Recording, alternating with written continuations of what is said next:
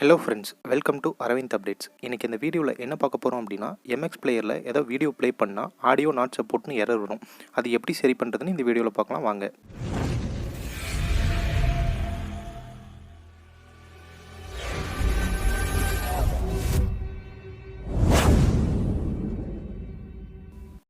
அதுக்கு ஃபஸ்ட்டு உங்கள் மொபைல் ஃபோனில் ஏதோ ஒரு ப்ரௌசர் ஓப்பன் பண்ணிக்கோங்க. நான் இன்றைக்கி கூகுள் க்ரோம் ப்ரௌசர் ஓப்பன் பண்ணுறேன். அதில் சர்ச் பாரில் எம்எக்ஸ் பிளேயர் ஏஐஓ ஜிப் அப்படின்னு டைப் பண்ணி என்டர் கொடுத்துக்கோங்க. அதில் அந்த ஃபஸ்ட்டு லிங்க் வருது பாருங்கள், அதை கிளிக் பண்ணிக்கோங்க. கோடக் அப்படின்னு சொல்லி வருது பார்த்தீங்களா, அந்த ஃபஸ்ட்டு லிங்கை கிளிக் பண்ணிக்கோங்க.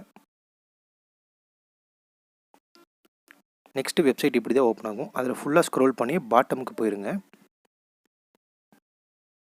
இந்த மாதிரி லிஸ்ட் அவுட் ஆனதில் mxaio.zip அப்படின்னு இருக்குங்களா, அதை கிளிக் பண்ணணும். ஆட்டோமேட்டிக்காக உங்கள் மொபைல் ஃபோனில் டவுன்லோட் ஆக ஆரம்பிச்சிடும்.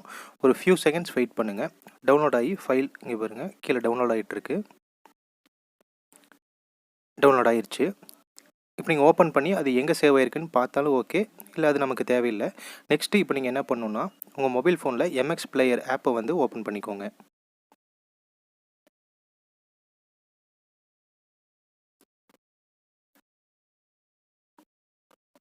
எம்எக்ஸ் பிளேயர் ஆப் ஓப்பன் பண்ணதுக்கப்புறம் இப்போ நீங்கள் டவுன்லோட் பண்ண ஃபைல் புதுசாக வந்திருக்கு, அது செட் பண்ணிட்டான்னு சொல்லி கேட்குது. நீங்கள் இங்கேயே ஓகே கொடுத்தாலும் ஓகே. சப்போஸ் இப்படி கேட்கலினா இன்னொரு ஆப்ஷன் இருக்குது, அது எப்படின்னு சொல்கிறேன் பாருங்கள்.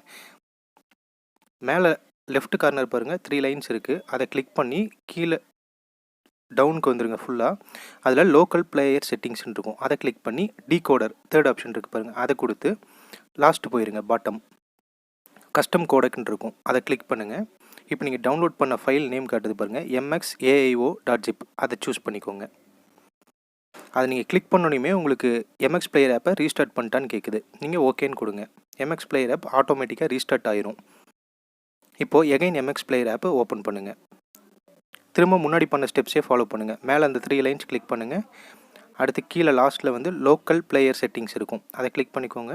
டீகோடர் போய்க்கோங்க, லாஸ்ட் போங்க.